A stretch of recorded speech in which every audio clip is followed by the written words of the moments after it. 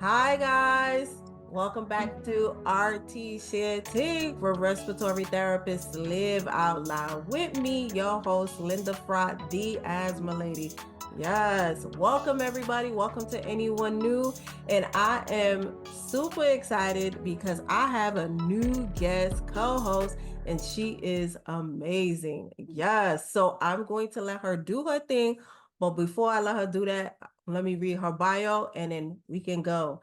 Hi, Karen. Hi, Linda. Hi, Asthma Lady. The Asthma Lady. Oh, yes. Okay. Karen Gregory is the acute care advanced practice nurse with a specialty in asthma, allergies, and pulmonary medicine. She is a registered respiratory therapist and has been a certified asthma educator since 2002. Sorry. Dr. Gregory is an advanced practice provider at the Oklahoma Allergy and Asthma in Oklahoma City and is an assistant professor at Georgetown University School of Nursing and Health Sciences. Dr. Gregory, clinical interests include asthma disparities in Medicaid and rural population, several severe asthma, autism, and asthma, enhancing the immune system to improve asthma outcomes. Dr. Gregory lectures on issues related to allergy, asthma, disease management, and is published in those areas. And she's also my friend. Hi. No, thank you. I'm so happy to have you. I mean, if I had to read all your accolades, I'd be here all day. You've done No. so much and you're such an amazing person. I'm just so happy to have you on.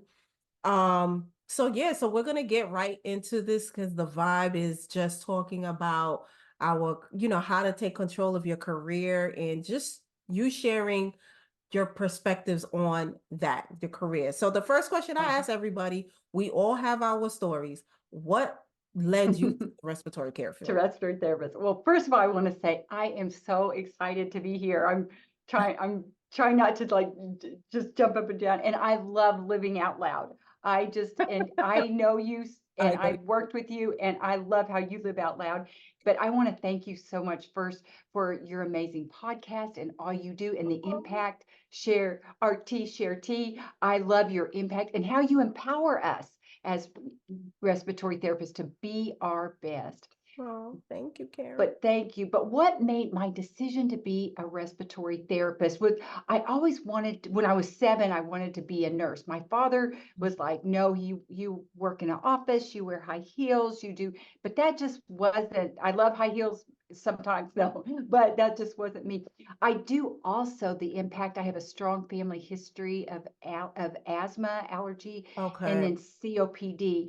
Mm-hmm. My grandfather passed away from end-stage emphysema, Wow. and I was like middle school, high school, and I saw in the hospital what respiratory therapist, how they held his hand as they were doing a breathing treatment, Oh. and because his last breath, just what we all see in our patients with COPD.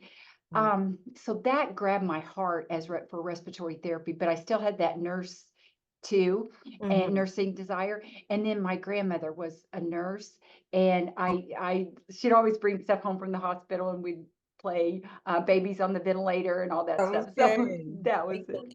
Okay. Playtime. Playtime.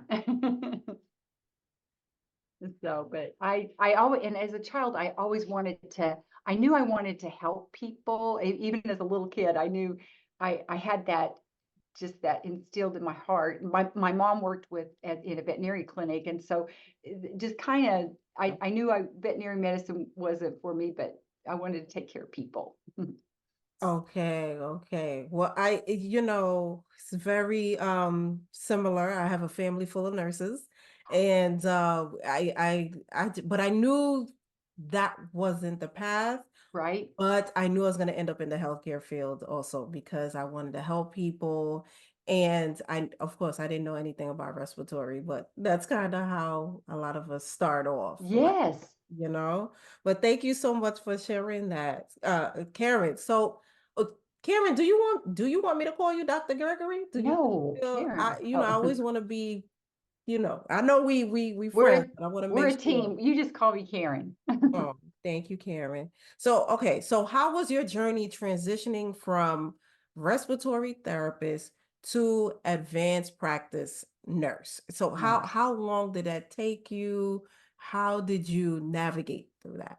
It it was a deep decision, but it's something that I had this burning desire to dive deeper into my profession. Okay, And I love being a respiratory therapist. I will always be a respiratory therapist. I see that. My license are renewed. I mean, it's Yeah, all CRCEs and but I love blending the two. I love blending nursing and respiratory therapy I together. see that. And it really just it kind of empower I mean, coming from two directions, it's nice, but I plan my academic goals. I had lifetime goals and short-term goals and long-term goals like you do. Mhm. I know you. And but I tried to work around my family and my work and as I could go. But and then when I guess the main thing that helped me was my colleagues being my cheerleaders, and like when you feel Okay. like you want to give up, you can't give up. It's And then like I tell my students, what do we do with these obstacles? You knock them out of the way and just power through. Mhm. But you can't do it alone. And I always had to stay organized and disciplined and stick to a strict schedule. I try to make my schedule fun. I would do outlining in colors, like, yay, today's Right, this color, right. and The color stickers. things. I get you. Impact and stickers like, look what you did, or you're Right. almost there. But that's just how I have to accomplish things. But I leaned on my family and my friends and my faith to get me through. But my we started as respiratory therapist, and then a lot of those um prerequisites transitioned. I had to take a little more Okay. chemistry, microbiology, Okay. statistics, and that So stuff. you were able to transfer a lot of Yes, those credits. Okay. yes. Okay. And Well, how then many years would you say it took you? it was four. Well, so respiratory therapy, nursing, advanced practice would probably be 6.5 to 7 years. And then I went back several years after that and did my doctorate. But so respiratory therapy two, probably then the RN two, and then the master's degree was That's two. okay. And Okay. So then, you took so a yeah, few steps. I understand what you're saying. baby steps forward. And then my doctorate was too. It was a little more intense, but it was fun. It was good. Yeah, because to get I'm considering the doctorate route. I was waiting to have all my kids and upstairs Right. trying to see how that's gonna go. But folks is like, yeah, some folks it takes 10 years, Yes. 8, I don't know. But yeah, that's what I'm hearing is the Right. average. And it wasn't consecutive, 8 years consecutive. It was, okay, Okay. do this, save some money, work, do and working and go, it was kind of weaving it in. Had kids, yeah, Okay. all the weaving it in. But I never lost that passion. And if I felt, if I stumbled or fell down, I mean, and I've fallen hard too. I mean, I've fallen hard. Everybody has, I think. Oh, But I had faith and support and family and friends to pick me back up and carry look the at that. way. And that's a true blessing. Yes, That's I can. only that's Right. something you can't buy. No, right, exactly. I could never have done that without my friends and family and faith. It's just so true. It's so true. So true. Okay, so what inspired you to specialize in asthma and allergies specifically? Well, I love pulmonology. I love pulmonology, and I mean, I work at a volunteer clinic seeing post-COVID. I've loved that post-COVID patients. With that, whenever it's called the Ministries of Jesus Clinic in Oklahoma, Oh, and Oklahoma City, okay. OKC. So what they said, we'd like you to work at the post-COVID clinic, and I said, oh no, I don't know anything about post-COVID, and they said nobody else does either. So it Uh-uh. was Right. it's I mean, right. we're still learning things Yes, about yes, post-COVID, long COVID, like it's like new information yes. every day. Yes. So that was real, inspiring to be able to weave things in. But that was, just kind of blending it together, making it, to go. I did as a respiratory therapist, the ICU, like what we all do, ICU Right. and on the floor, and I love that. And Hmm. then some community asthma education, Right. asthma camps, that's so fun. And pulmonary rehab. Oh my goodness. Oh, I love pulmonary rehab. Okay. And just to see patients, walking on the treadmill and Okay. go Hmm. my I know I'm getting off task here, but my favorite thing about pulmonary rehab was the patient taking the patients to lunch, and they all Okay. had their oxygen cannulas on because they wouldn't go out to eat. Right. So they wouldn't go out to eat because they had cannula. I mean, they were embarrassed, but we all went as a group together, and I Nice. I yeah. love it. I love that. Okay, so yeah, like a support group. Everybody Yes. hanging out, eating lunch together. Everyone has their oxygen on Yes. and just hanging out, having a good time. Uh, It's there to it encourages them to go outside. yes, I love that. I love that. And I told them I'd put a cannula on too if they needed me to. So Yeah, I'll be part of the crew. I would just throw it yes. on. Yes. Yeah, why not? Okay, I love that story.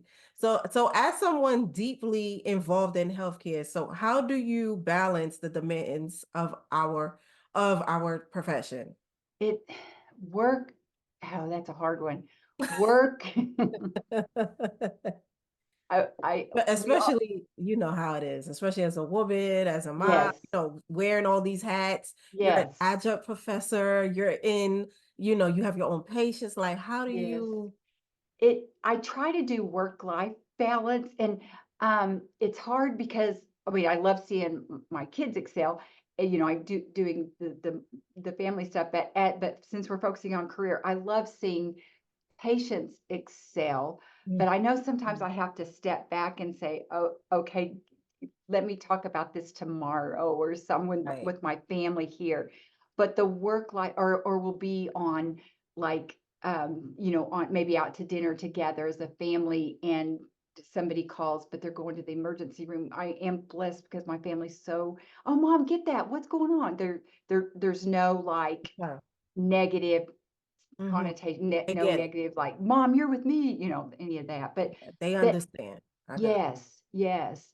But I believe that work-life balance it impacts all areas of our life. So in letting go of perfectionism, I it. think Yes. we have that. I know you, Yeah. but You to me, gotta be you have grace. Grace. yes, and grace Yes. and kindness. And I know I saw a sign that we need to sprinkle kindness like confetti over everything, Yeah. um, but trying to remember to be kind, even though you're so exhausted that you can't, go.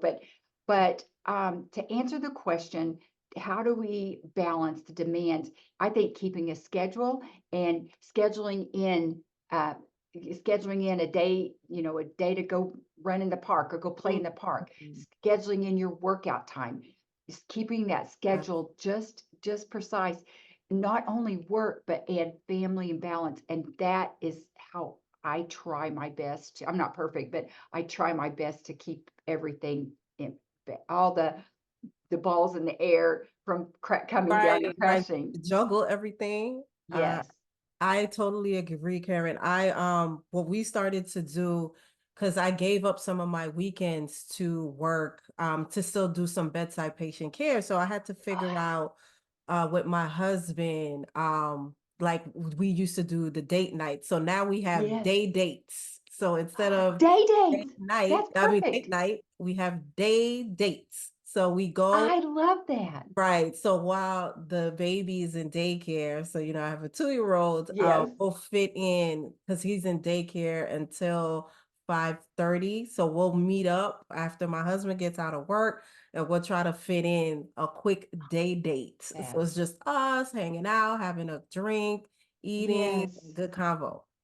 So Uh, yeah, it I'm helps. gonna steal that. That is a great idea. And do you just like schedule it like every We schedule it in. So we'll look at both our schedules Okay. Be like, okay, I'm getting out of work at this time, and I'll be like, oh, I have like a free slot here, and then we'll pencil in day dates, and it could literally be just like 3 hours or four Yes. hours, but it's better than no date. No hours. Yes. Right. Exactly.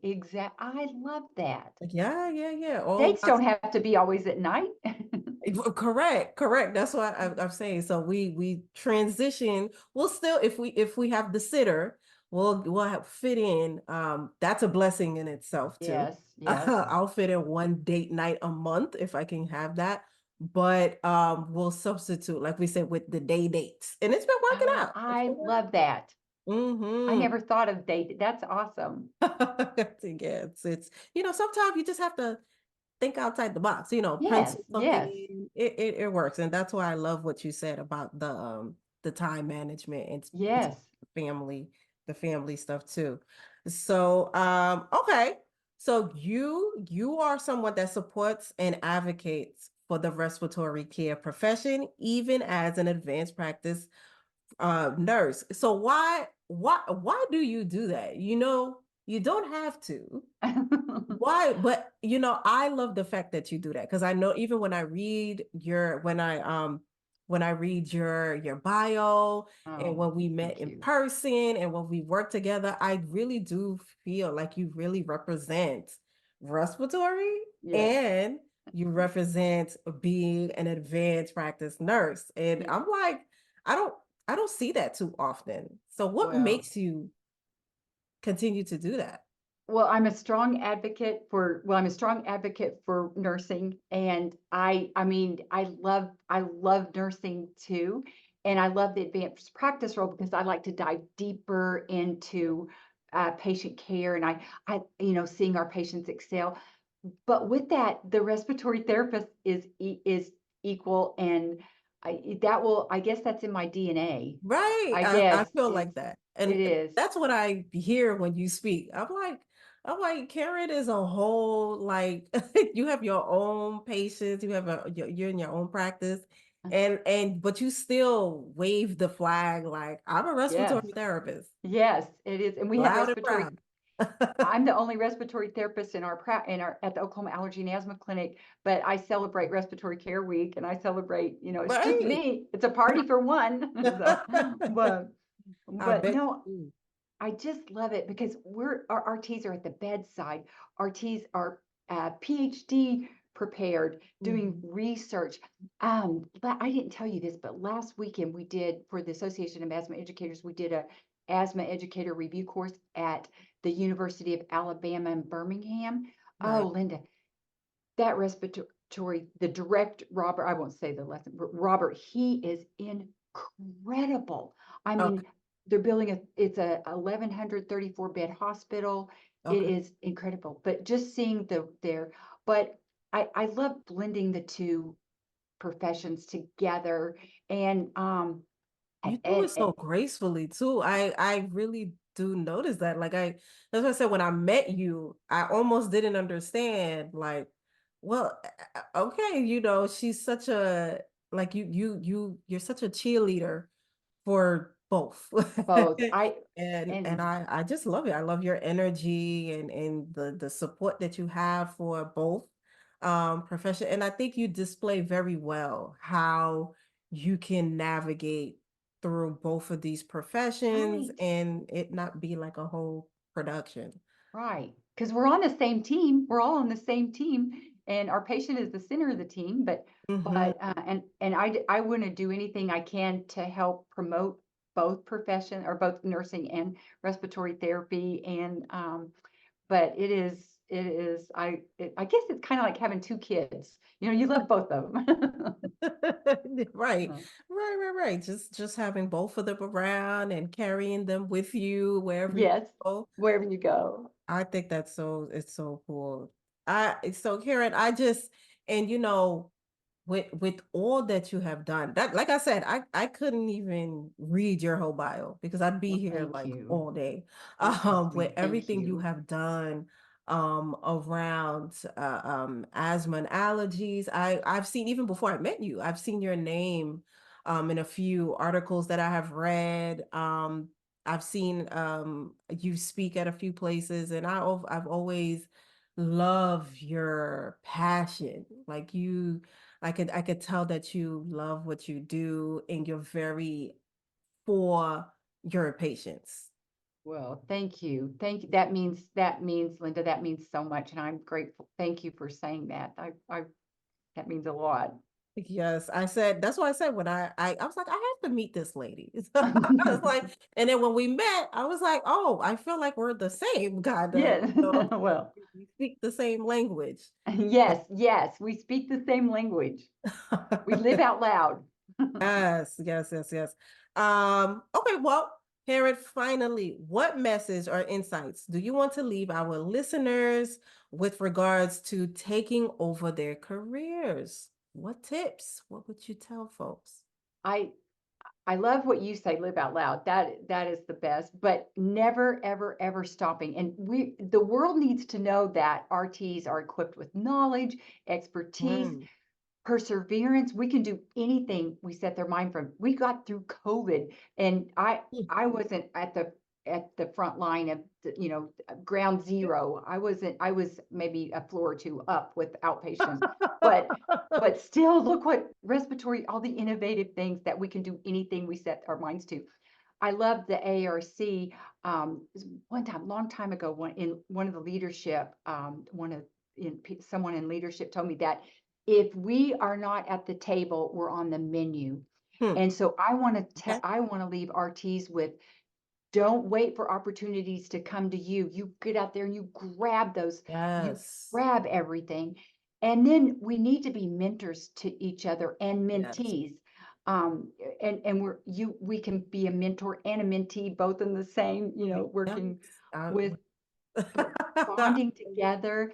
And I would say, like, defining our goals or short-term and mhm. goals, and um, having that healthy work-life balance that we talked about, But I guess my bottom line would be, like, your career is your journey, and you are the driver. And so, Yes. depending on which way you want to go, can make it happen. But don't ever give up. Don't always set your dreams higher or always set your goals higher than you can reach. One of my favorite sayings is that if your dreams don't scare you, then they're not big enough. Yes, So, yes, yes, yes. Oh, yes, this is true. You have to. I think career, as far as taking control of your career, is just owning it, yes, like just yes, going for it. Like you said, go get it. You know what I'm yes. saying? I haven't always received the yeses, but I've learned how to maneuver and turn some of those no's into yeses just Oh, by yes, continuing to learn and work on myself and right. put yourself out there, and it has helped take control of my career. Just doing different things. Exactly, Yes, exactly. yes. That's why I love having these type of conversations and sharing different folks' perspectives and all the roles that we play in the healthcare field, and Yes, just displaying what it looks like when someone is in control yes. of career. And Well, thank you so much, if Karen. somebody says you can't do it, just say, watch me. You understand? It's just like sometimes that's what you have to do. Exactly. Yes, yes. Karen, I love this. Thank you so much. Thank you for I inviting me. I always give folks the opportunity to plug away what they have going on, how to reach you. I know you're going to be at the quad A Uh, that, doing the asthma course. I did see you that you're yes, I wish I was yes. going. I I do can't. too. The schedule is just, I can't make it happen this month, but It's go hard. ahead, plug away. Where can people see you? What do you have going on? Yes. Well, for the American Academy of Allergy, Asthma, and Immunology, that's a good group. They have good, references and a lot of information. Yes. And then our Association of Asthma Educators, we're going to have a big conference July 17th, I Mhm. believe, right then. And I hope we'll both be there together. I, But I that I hope I'll be there. We'll see. I, I hope to be there. and that's in Charlotte, North Carolina. Okay. But oh, I would and then you can have my email or whatever if there's anything I can do or help or um anything. I would be most honored. And then the ARCs, their big work in asthma is amazing too. So Yes, yes. And I know you're on a few projects, right, for AARC and yes. and you're just doing great stuff in the asthma and allergy space. So I will definitely anybody that's interested in reaching Karen, I will, leave your email available and yeah, hopefully and folks that are interested in becoming a certified asthma educator, Mhm. go for the Go course, for it. Yes. later this month. So yeah, Yes. Just makes you amazing. that And much marketable. I Yeah. listen, and Karen is hilarious I and know. smart, and you're gonna have a good time. I had a Thank great time you. with you, Karen. That's why I I have was a great time with I you. was like, I need to spend some time with Karen. She's funny. I was like, I had a great time with you. But thank you so much, Karen, for Thank you. being here. I appreciate you. And I'm excited to see what else that you do in the asthma and allergy space. Um, yeah. So much going on in 2024. And hopefully I will be seeing you. Our paths will be crossing. So let's Yes, hope. I can't wait. Putting the prayers up. Yes. Yes, guys. Well, thank you so much for being here with me, for being here with us. And remember that our T-Share T podcast is on most podcast platforms on Wednesdays and on YouTube on Thursdays. And so, yes, thank you so much. So much more to come. And just remember to invest in yourself and to only compete with yesterday's version of you. See you next time. Thank you, Karen. Bye. Thank you.